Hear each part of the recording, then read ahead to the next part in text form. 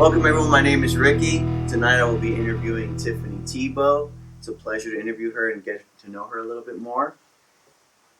So Tiffany, I've gotten a bit of time with you this past week to learn a little bit more about you, but the audience doesn't know some of the things that you've shared with me. Would you mind sharing a little about yourself with them? Well, I'm a wife. I'm a mom of two amazing teenagers. I was a former school teacher, and I currently homeschool my kids, so it makes it, I think, my 27th year of teaching. I love to travel all over the world. I love to read. I like milk chocolate, and I love to take long walks on the beach. Okay, now you hit on one of my hot buttons there, milk chocolate. Mm-hmm. Now you're talking about Oreos, Snickers. No, I'm talking about chocolate frosting, chocolate ice cream, chocolate bars. But what about like those dark chocolates, the 100% cocoa bars? No, 100% cocoa bars will not do it. It will has to be equal sugar and chocolate. So what you really want is the sugar then? Yes. Okay, what you really want is sugar. I understand. Okay, gotcha. And when we were preparing for the interview, you did mention that you got a master's degree, but it was a blessing yet a curse at the same time. Could you tell us about that? Yes. So at the age of 18, I decided one of my goals in life was to get a master's degree. And the reason is I was a high school dropout. I had to stop high school and start cleaning homes to put food on the table for my family. So then I went to school full-time at college and worked full-time. And so I put as a goal ahead of me that I wanted to get my master's degree. When I get it, I figure I will have arrived in the world. So when I was teaching school in Charlotte, North Carolina, they had an influx of Honduras children. They needed ESL teachers. They said, we will give a free master's degree to anybody that will get a master's in teaching English as a second language. So I signed up. You signed up, yeah. Well, you know what? With that ESL credential, you might have been my school teacher for the first 5-6 years of my life, because those are the classes I was in. So, and then also you did mention something about dropping out of high school, so you had to get a GED. I did have to get a GED. You know, I want to take a moment to compliment you on that, because my brother also got a GED, and people made fun of him for that. But then when I did some research on it, it turns out that the GED was actually created for people that wanted to get out of high school early and start college. So good on you for sticking to your guns. So that helps me get to my next question, which is, do you see yourself as a go-getter at all? I love to set goals and work towards them. Having grown up in a poor home where we were homeless for a few months and saw my parents not have any goals in life, and everything that happened is because of luck, and someday their ship will come in. They're still struggling to this day, and I knew I couldn't live that kind of life. So I set goals for myself, and I've worked hard to try to see that I can meet them. You got your master's degree, and then part of the reason why we're going to talk is the goal that you set to yourself. But before then, I'd like you to share a little bit more about raising your children and raising your husband at the same time. Well, one of my goals in life is I wanted to be a mom. Okay. And I was very lucky to marry a man who said I could quit work and stay home with him, which is what I wanted to do. I loved every part of being a mom. You're still a mom. I'm still a mom. Yeah? Yeah, we're in a different phase now, but we're becoming more friends versus parent-child relationship. But I just love being a mom. I love homeschooling them. I love spending, every moment with them. I love them telling me their secrets, and I love helping them through difficult situations. Gotcha. And as for raising my husband, like you brought up, my husband was 33 when we got married, and he said, you are not changing me, don't even try.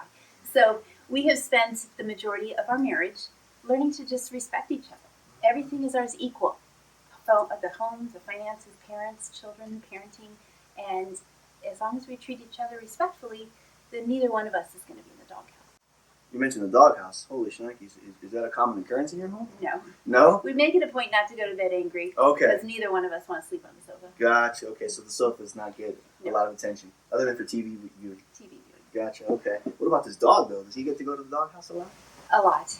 I didn't want him, and still a sore point, but... Hullabaloo? Hullabaloo. Hullabaloo in your home, right? The children love him, and he's been good for them. Yeah, I got you. Well, let's go ahead and transition over into your goal, because that's the main reason for the interview.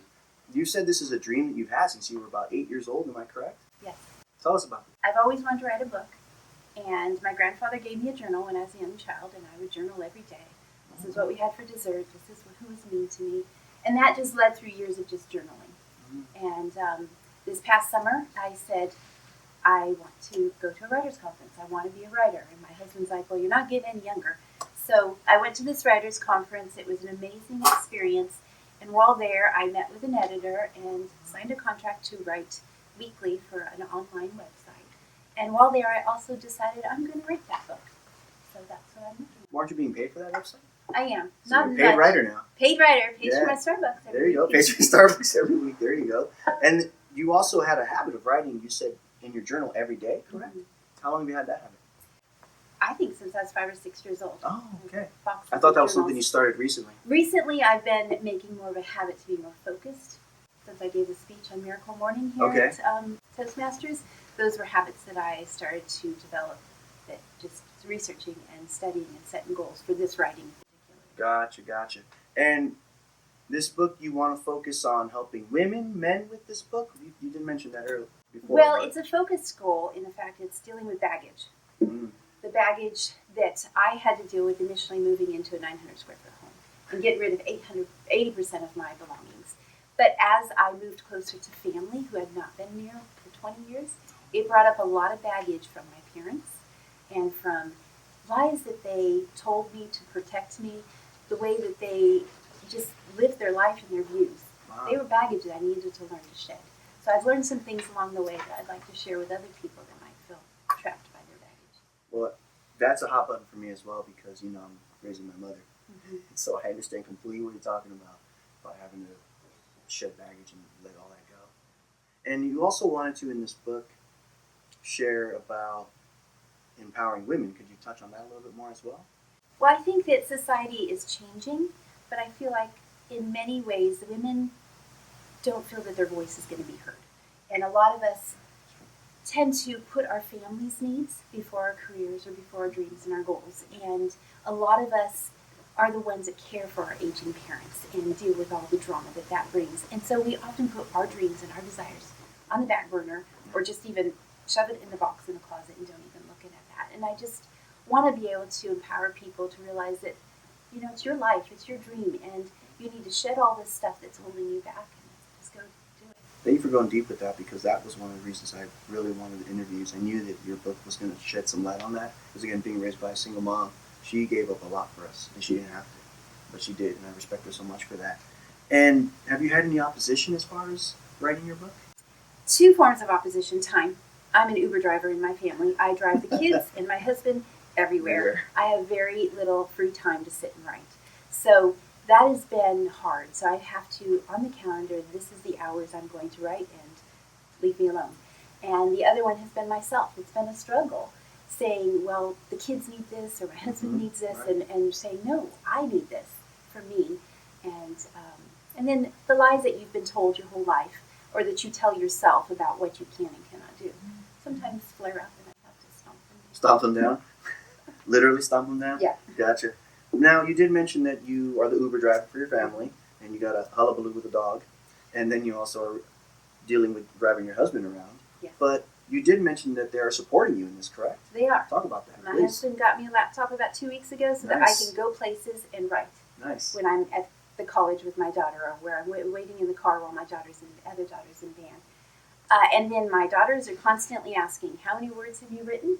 Nice. And then my husband called me when he landed in Oakland. How many hours did you write today? So they're very supportive. They want me to pursue this. My daughter thinks it's amazing that I'm going to write a book.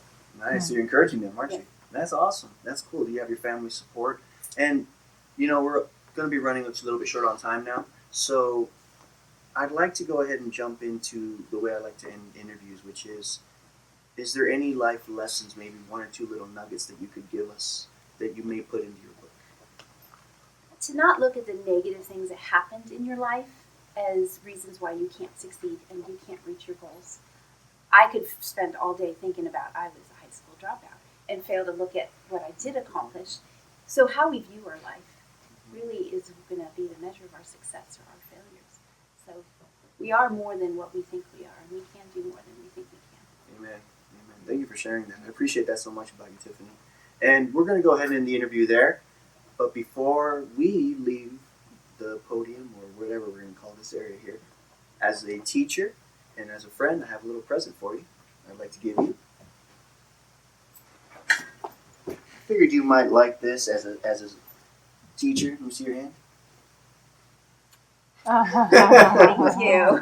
And then I figured, you haven't had something like this in so long, so maybe you would like having something like that from a first grader. Yes, writing from a first grader. Thank you, Tiffany. It's been such a pleasure.